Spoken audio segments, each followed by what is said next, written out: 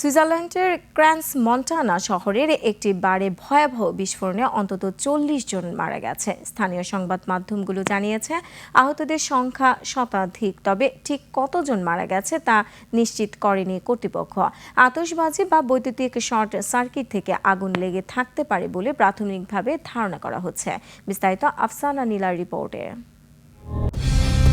Colour expert, George sap এবং mild on hands technology সমৃদ্ধ Orix crystal wash আপনার laundry expert.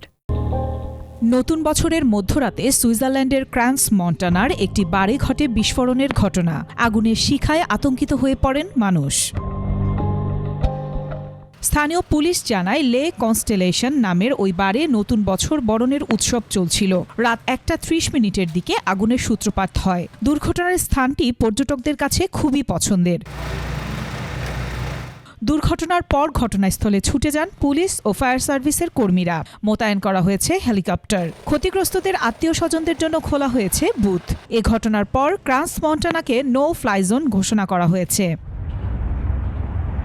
Swiss সংবাদ মাধ্যমগুলো জানিয়েছে বিস্ফোরণের কারণ এখনও নিশ্চিত নয়, তবে দুর্ঘটনার সময় বারে চলমান কনসার্টে ব্যবহৃত আতশবাজি সদৃশ বৈদ্যুতিক সরঞ্জাম বা পাইরোটেকনিক্স থেকে আগুনের সূত্রপাত হতে পারে বলে ধারণা করা হচ্ছে।